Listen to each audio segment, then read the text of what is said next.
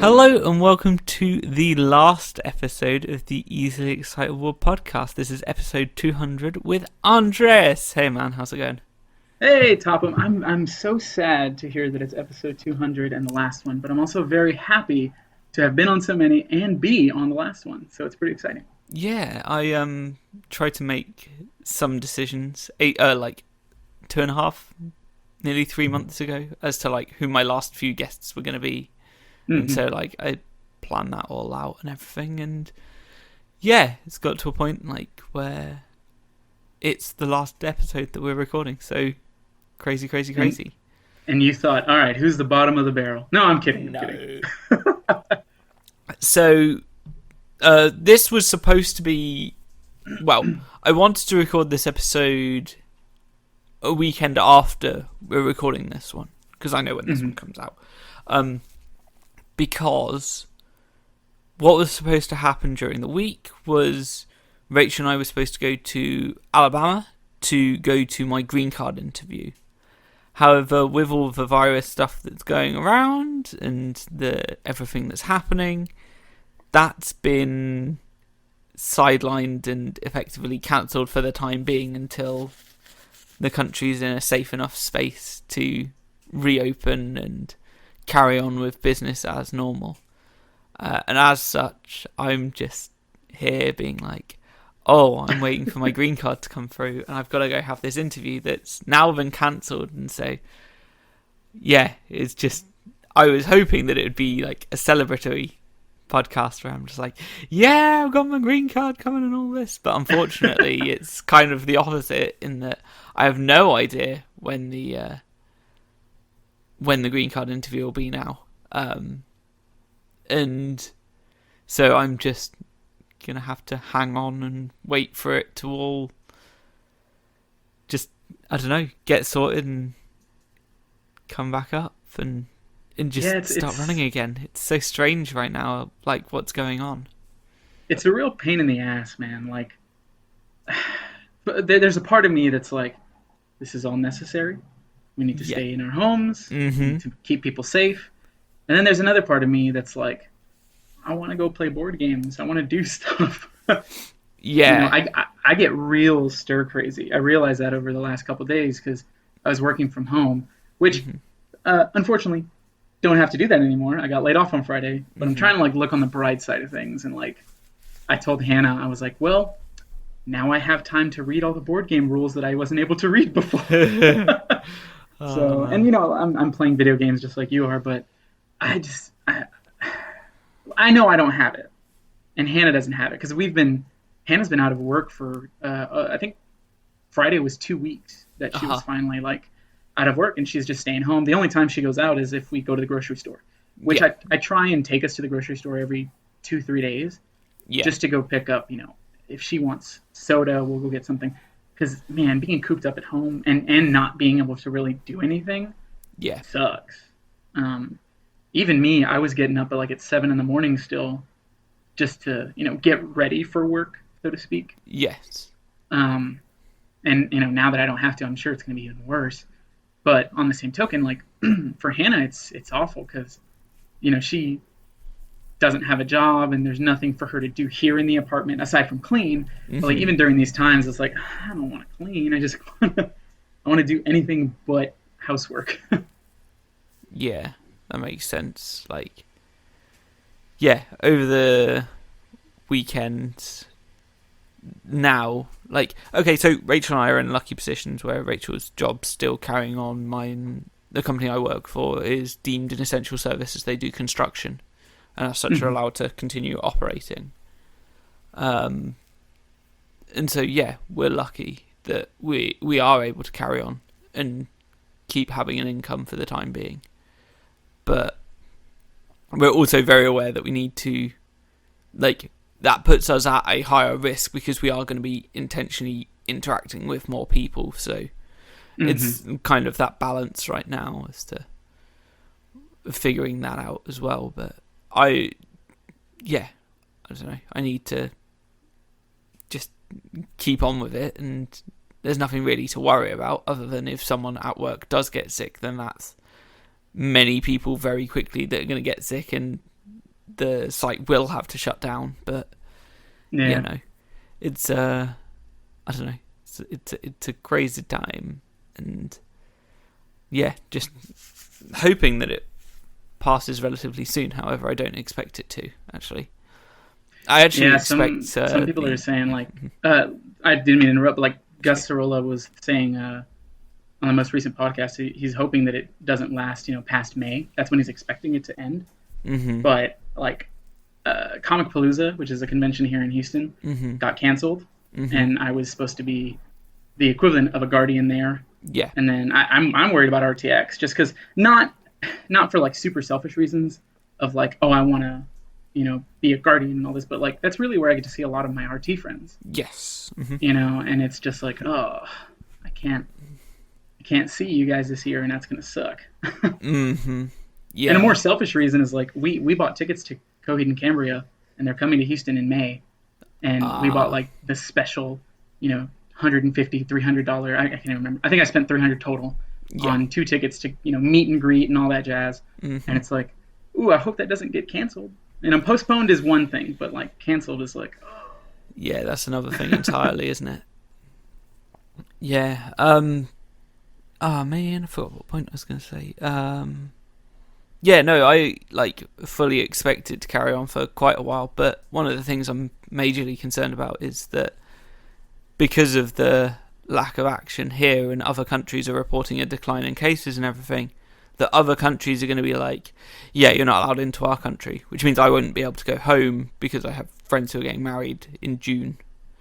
Right. So, yeah. And also because now I don't have my green card, I'd need to request parole again for entry into the country. I don't know if my friends are like cancelling or postponing. I say cancelling, they wouldn't cancel. Like postpone their wedding until everything's cleared. But in the UK, they are on like severe lockdown.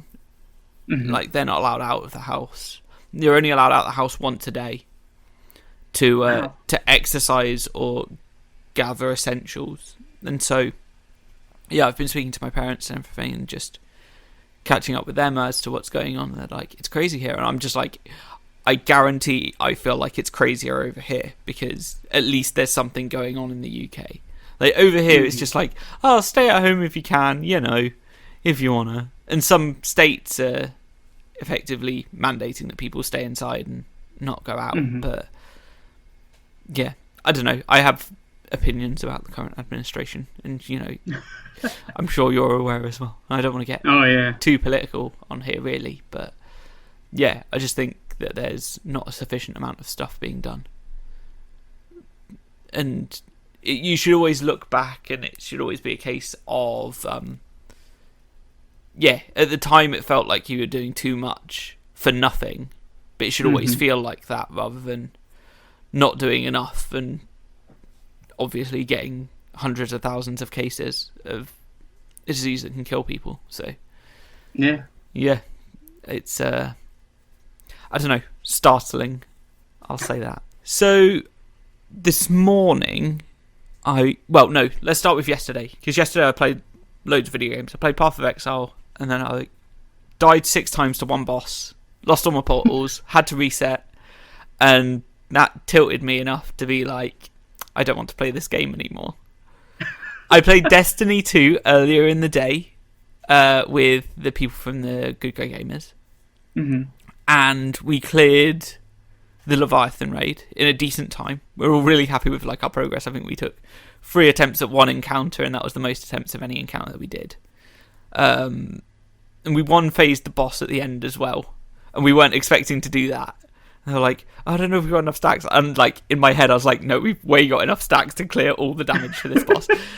So we cleared that, and then what was I going to say? Oh yeah, my inventory in the game, you have 500 slots plus 10 slots for each item in the the vault and the what's the other thing? In the vault and the other thing that I can't remember. Yeah. So you have 500 slots plus 90 for each character. For all your armor and weapons. And yesterday my vault got full, and I was just like, I don't want to deal with this. So I shut down Destiny, didn't play it, then went on to Path of Exile, died to boss, and I was like, I don't want to play this game anymore. So I got bummed out by that. And I was like, oh, I don't really want to do this. And then I've been thinking about wanting to play Monster Hunter again. And so I was like, what do I do about Monster Hunter? Because I've got it on PS4 but not on PC, and I'm just like, I don't know what to do. So then I loaded up Astroneer, played that for a little bit. I was like, pretty good game. I like that. Yeah, I was just doing the tutorial because I haven't played it at all really. I bought it and I was like, oh yeah, I haven't played it. I was like, oh no, what a mess. And then while I was playing that, I downloaded PlayerUnknown's Battlegrounds, which I'm not good at. Yeah, I was gonna say that's. Yeah. Ugh. The more I play, play, bought me that game, and he was like, "Oh, dude, you're gonna love it. This is such a great game." And we played it once, and I was like, "Man, I really dislike this game, but I feel bad because you bought me this game." Yeah, the first time I actually played it a load like 2 years ago, and or like end of 2017, I played a bunch.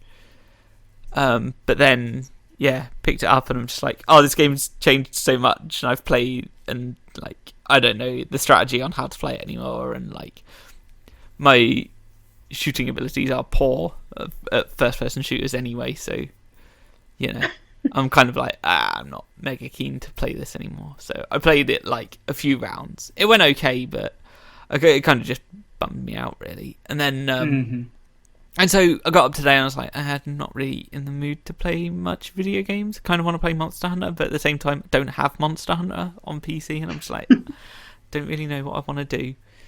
Because there's like a big new expansion for it. I guess the expansion came out like in 2000 ago. It came out in either 2018, like I think it was August 2018. And me and the lads that I played Destiny with, we were like, are we going to get it? I don't think any of us got it. Maybe one of us got it. And I was just like, eh. But by that point, we were all like transitioning over to PC to play Destiny on PC anyway.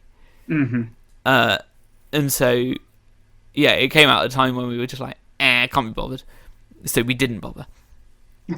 And then, so this morning I got up and I was like, I'm just going to, chill out, try and not do much. And so I just sat on my guitar. Actually, we got food started preparing, actually.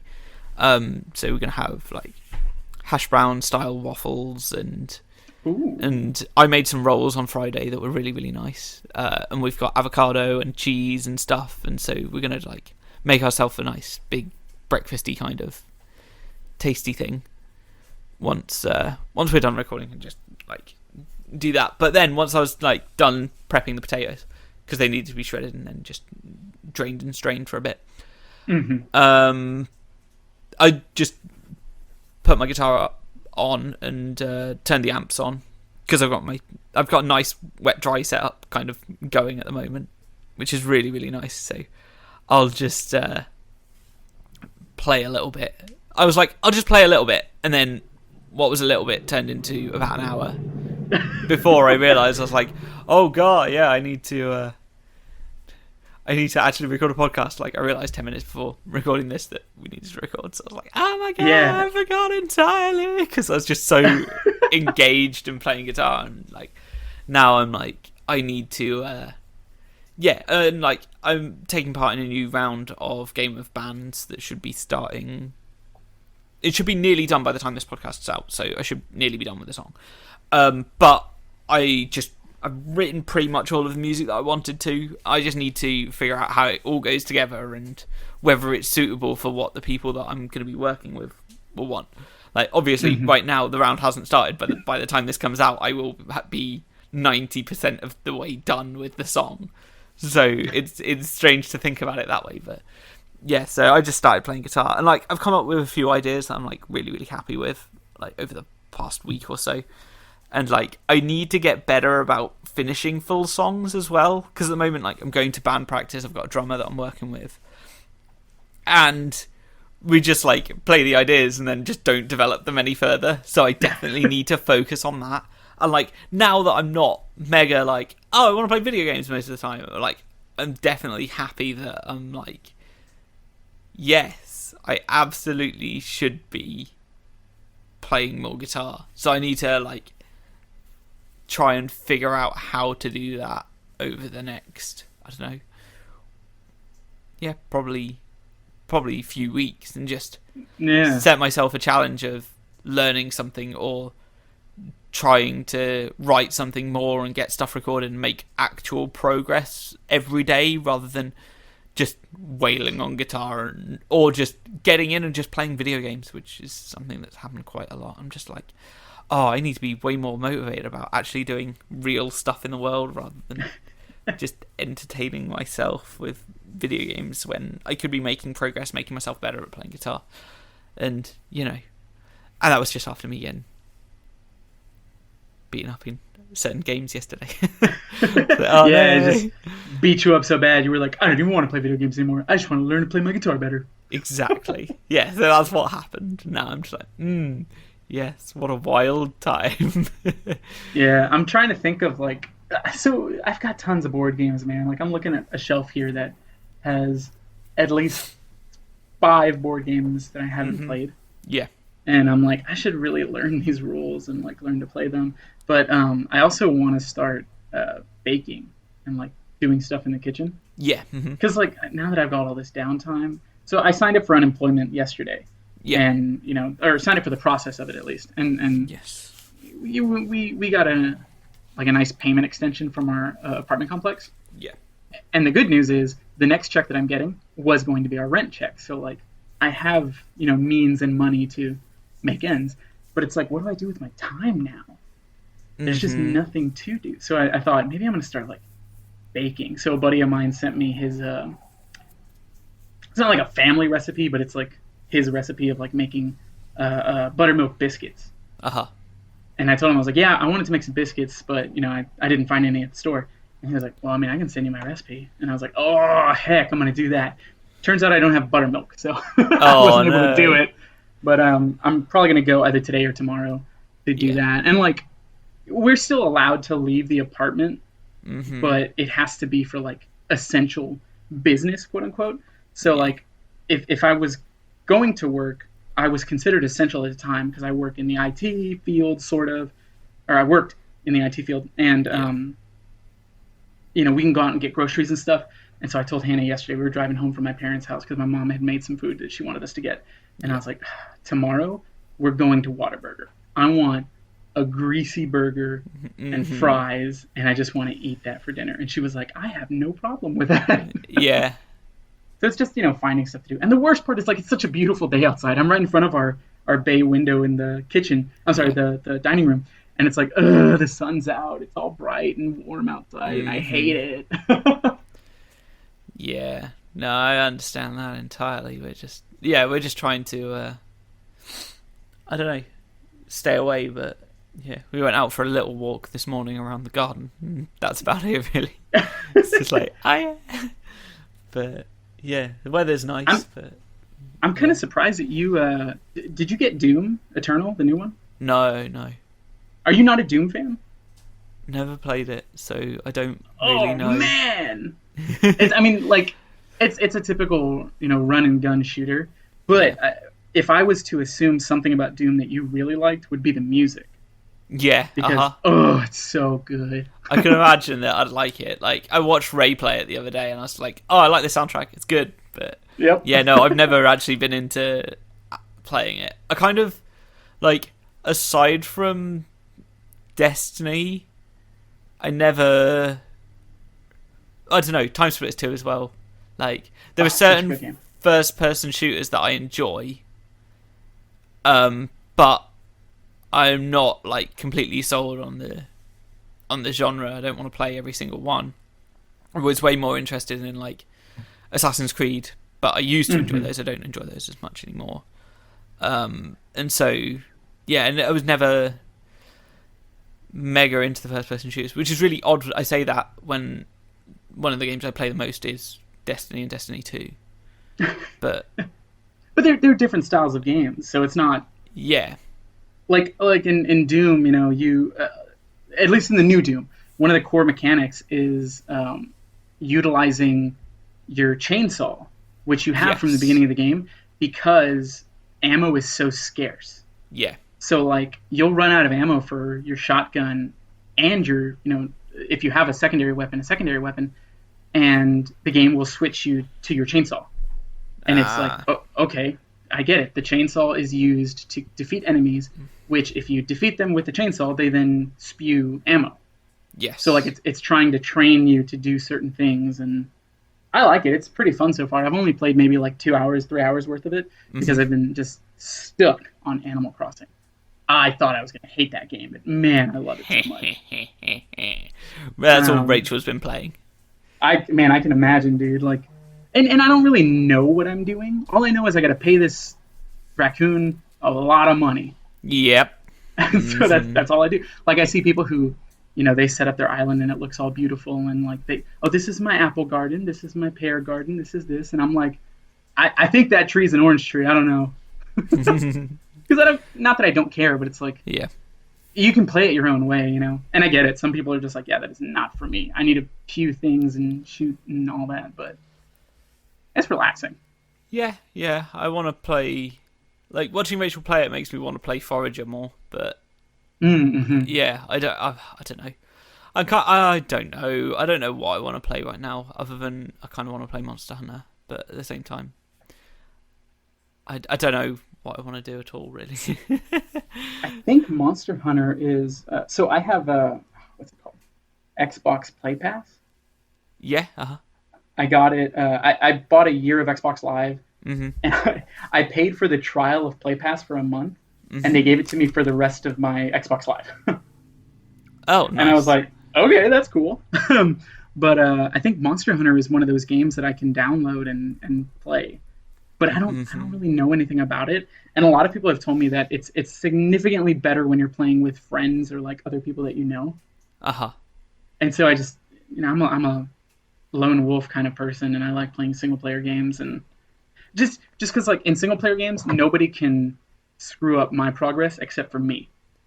Yeah, I really So liked Monster Hunter as like a single player game as well. It works really well as a multiplayer game as well. So I don't know. It's and like given that you've been playing the Surge and we'll talk about it in a second. The Surge 2, like the combat feels very similar and like mechanical feeling in the mm-hmm. same way that you need to work on your movement and your physical evasion of the enemies, and like you need to defeat things to get upgrades for your weapons and stuff like that. Like I do think it would be a game you'd enjoy in terms of we've definitely talked about the Surge before, and Mm-hmm. you told me before we started you've been playing the Surge too, which I want to know your thoughts on because I liked the Surge. I never finished the original Surge.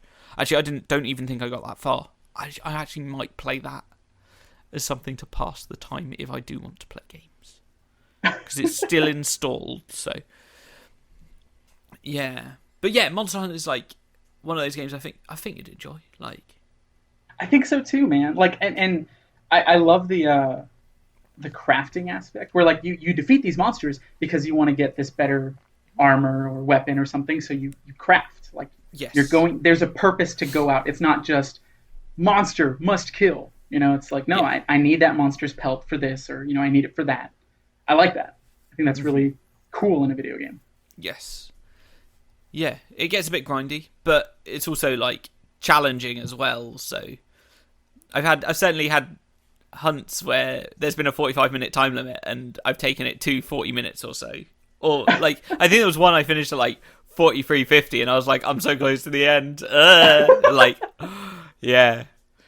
Um but yeah, no, it's worth playing, it's fun. And like there's now with the Iceborne expansion a new rank of monsters to fight as well, so and like there's the whole of the Iceborne expansion to go through too. So I'm like, there's loads to do in that game that I haven't done before. So Mm-hmm.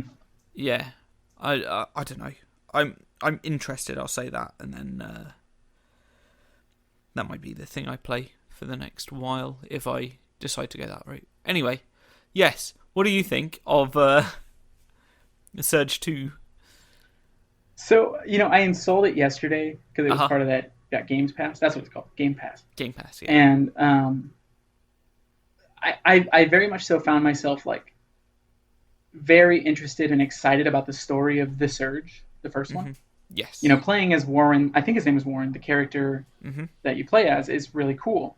In the Surge 2, you choose a character to play as. Like you choose a role. You can be a search and rescue person, or you can be a smuggler. You know, there's other things. And so far, it hasn't really like affected the gameplay. People Hmm. reference it. You know, like they'll be like, "Oh, you used to be search and rescue. You're one of the good people," you know, or something like that. Yeah, yeah. But I'm not as enthralled by the story of the Surge 2. Hmm.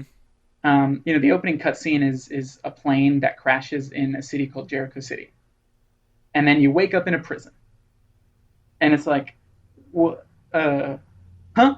What happened? Yeah. Which I get it. Like that's totally, you know, it's like if you look at the original Dark Souls, don't you like wake up in a prison? Yeah, you wake up in a prison.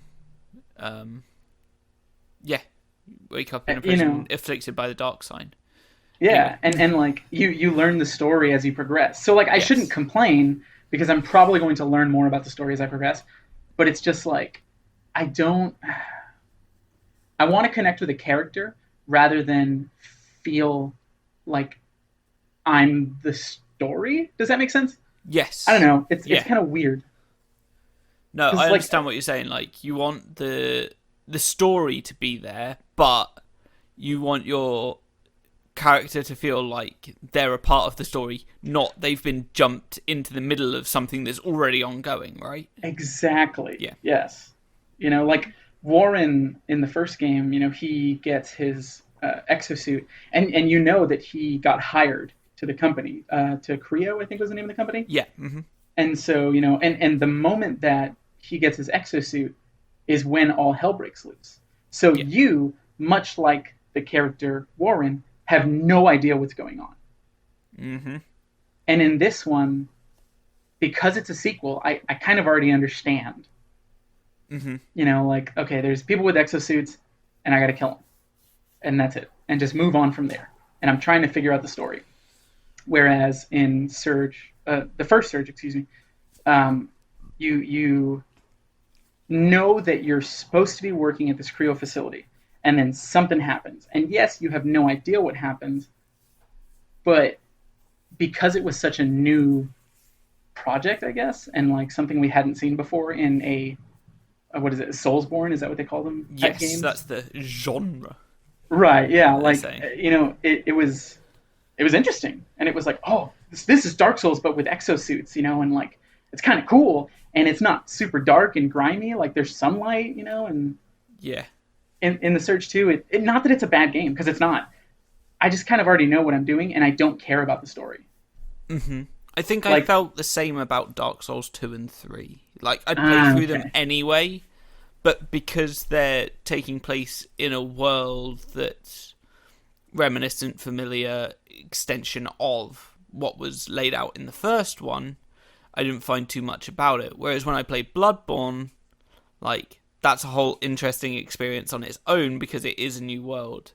mm-hmm. And, yeah, that was, yeah, very interesting way to, like, come to a realization that, yeah, that, like, that might be why I like Bloodborne and Dark Souls 1 and not so much Dark Souls 2 and 3. But I don't know. And you know, it's still. I told you that I was playing Sekiro, and I've Hmm. kind of taken a pause from that because I've reached a point where there's a boss that is significantly more difficult than the bosses I faced previously, Yeah. and you can't like. I don't want to cheese a boss because that seems unfair to myself. Yeah. But on the same token, like there's no videos or anything that will tell you like, oh, this is how you defeat this boss. Like there is, but it's all like uh, the way that people have worded it is the entirety of Sekiro, much like all of the Soulsborne games, it's a dance, and you just have to learn the dance moves, and you Hmm. have to get better at the dance. And once you finally learn the dance, you kill your enemy. Yeah. And I'm There's just not that good of a dancer. there's a boss in Dark Souls 1, the Capra Demon, who's like in a really small arena and he's got two Mm-hmm. dogs that are supporting him. And you take the dogs out and it's like arguably the boss that can make people quit the game the earliest because it's difficult and it is tough. But later in the game, if you don't beat that boss in like a fair fashion, there are 7 or 8 of them between one checkpoint and the next. Oh, wow. And so you need to know how to fight that because it comes back later in the game. Admittedly, that's once you've got through arguably the most difficult bosses in the game. So there's a tough boss, you've got a more difficult boss after that, and then you've got this original tough boss again. But they're out in the world, and there's more space to move around them, which makes it a lot easier actually to take them on. But if you see it and you've had such a struggle with the first one, just like I don't want to do that again. And it can put you off, but it's kind of like what you're saying. Like if you come up against a boss and you kind of cheese it in the arena that's in, what's the guarantee that it won't show up as just a regular outside of a boss area enemy again? So you gotta be careful with that. That's what I'm wary about the Surge as well, because I beat that mech boss, but there's no guarantee that there aren't more of those throughout the rest of the game. Right, because these types of games, they'll totally do that. Sekiro, you fight the giant ape, and it's a difficult fight. Especially if you don't know what you're doing. And you defeat him, and you feel really good. You cut his head off, and awesome. And it says Shinobi Execution, and then you're like, cool. What's next? And then it gets up, and you're like, what? I just cut your head off. And it's a second stage to the boss. Ugh. And it not that it necessarily becomes more difficult, but you just got to learn the dance. You got to learn the dance. And then not only that, but later in the game, you're going to another place and you actually find, I think it's the same boss again. So the whole thing about Sekiro is that there are rejuvenating waters that make people sort of immortal, Yeah. And so the second time that you find the Guardian Ape again, his head is cut off, and he's leaning up against a wall that has water coming down it, and it's clearly trying to resemble it's trying to get those rejuvenating water so it can heal itself sort of. And you go to fight it again, and you're like, okay, I've fought this boss once, I learned the dance, I can do this dance again. And a second ape shows up in the middle of the fight. So it's if you cheese the game, later on, it'll totally try and rock your world again. Yeah. No, that's so typical of it. It's what I would expect. It's what I've Good seen old happen. FromSoft. I know, right? Crazy. All right. Is there anything you'd like to add as we kind of bring this to a close?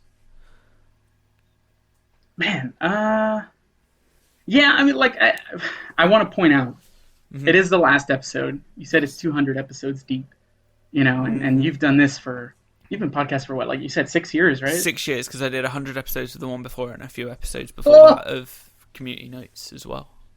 Community Notes, then Top of Chats, then, this one for 200, so.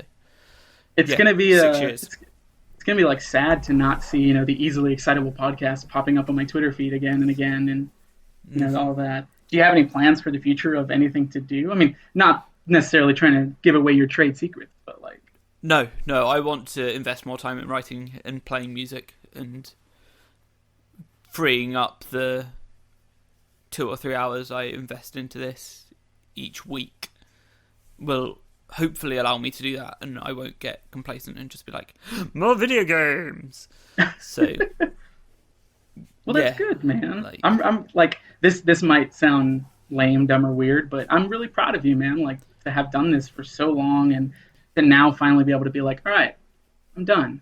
I want to do something different, and I want to create. You're not just ugh, I don't want to do this anymore. I want to go play video games, like you said. Yeah. You're not going to become complicit. You're going to go out and do something that you're also equally passionate about. That's really cool, man. So I want to give you a little applaud on that. Thanks. Yeah, I think I've got out of the podcast everything that I was looking for anyway. I feel like I'm more comfortable talking to people in general. I know roughly how to carry a conversation better. And absolutely. Also, with some of the solo episodes I've been doing, over the last 100, I've done 50 of them because I only started that at just after episode 100. It was so that I could get better at scripting things and having to think about how I'm communicating points. Definitely has had an impact on like what I've been writing as well, which has definitely helped. And like considering I write every day, having a new aspect I needed to think about when I was writing, if I were to write for my website or whether I were to write for a podcast, I need to think about writing in different voices, which is something that I hadn't really considered before. It was all just writing to me, and like I was just trying to think of how to put my thoughts together. And now I'm much happier with what I can write and what I can script, and just figuring out the differences between those. And yeah, I just think podcasting in general has helped me to quite a lot. But now I'm like, I also want to like spend time, if I'm not podcasting, like actually just chatting to people and playing video games with people. And so I don't need to dedicate one day of the weekend to playing video games with people like I did yesterday when we played Destiny 2, we did a raid, and today we're doing this podcast, and now I don't want to be like, oh yeah, what am I doing with the rest of the day? Sorting the rest of the podcast out, or like doing that, and like it's taking up another day. So I just want to like cut it down so I can, so that I have the capability of like just playing more games with more people as well, and hopefully interacting with more people as well. So it just gets me into the mood of just being like, yeah, let's catch up, let's chat. And definitely like catching up with you and Shoban and Derek and who else is in that group? I can't remember. Lexi and just Deco as well, and just like catching up with you over the weekend. Like, okay, yeah, I'm not a part of that group specifically, but by extension I am, and I've known a few of you longer than I've known Rachel. So like because I think it's so funny. You and I have I met you, I think, before Rachel met you. Yes, the day before. Yeah, I like having that little. Was it the day before or 2 days before? I can't remember whether I met think you it was the day before. I knew exactly where we met. I was like, I'm hungry. No. IHOP. Yeah, because that was early on the Wednesday morning. Yeah. Yeah, because I was awake and I'd got up and gone for a run as well. Yeah, you were healthy AF. But I mean, not that you're not anymore. I was also like training for my black belt at that time as well, because my black belt was 2 months after. No, it wasn't. It was a month after, because it was in August and I did my black belt in September. Got up, went for a run because I woke up at like 5 a.m. and it was Texas, it was warm. But I went for that run and I was like, I don't have any clothes because our bags didn't arrive. Because all of the baggage was down at Heathrow when we left. And so everyone was livid about that. And so we went. I don't think we went. I think I went with Audrey and TJ. I did go with Audrey and TJ. Yes. To later at like 10 a.m. to go and get some clothes so that I was clothed for the rest of the trip. Anyway, it's been a crazy like 6 years with the podcast. Like initially it was to just see and catch up with as many people as possible, and now I need that time to just interact with people, just catch up with them, see what's going on in the world. And I think like it's naturally run its course as well. I think I've got out of it as much as I could get out of it, and I don't see myself improving particularly much more, although I hope that what I have learned and what I can take away from everything doesn't fade away from just, I don't know, from lack of activity and me taking part of doing a podcast and running a podcast. But yeah, it's been an interesting learning experience, and now I'm kind of glad to bring it to an end as well, on like such favourable terms that I'm not like, oh yeah, everything has fallen apart, so I'm going to stop this. It's more so, yeah, I've enjoyed everything I've done, and now I'm going to take the time to, enjoy more of the world, and just, I don't have to stop it. I'm choosing to, which is nice. And I think the beauty of that is like, if there's ever a point where you're like, man, I kind of want to record just a podcast, not like, oh, let's do this every weekend. It's like, no, this cool thing happened. We're at RTX, or if Hannah and I ever go visit you guys, it's like, oh, guess what? There's a live version of the Easily Excitable podcast here, Yeah. and it's a special 15-minute episode that you guys get to hang out, like I if I was still doing my podcast, which hoping that gets to come back soon, I would not mind that, like just being able to be like, hey, I just want to record with this person today. And that's it. Yeah. Yeah. Yeah, I don't know what I'm going to do about like things in the future, so I'm just kind of staying non-committal to anything else that could potentially come out of it, but I'm just thinking, like, the only thing I'm really committing to is saying that I'm going to make more music, which I'm definitely trying, so... And that's all you have to commit to, like, ultimately this is your child, this is, your project, and you're like, I've gotten what I want out of it, and that's it. Well, cool. Thank you for being a guest. Thank you for being around for like the last 6 years, and thanks for just being supportive as well, because it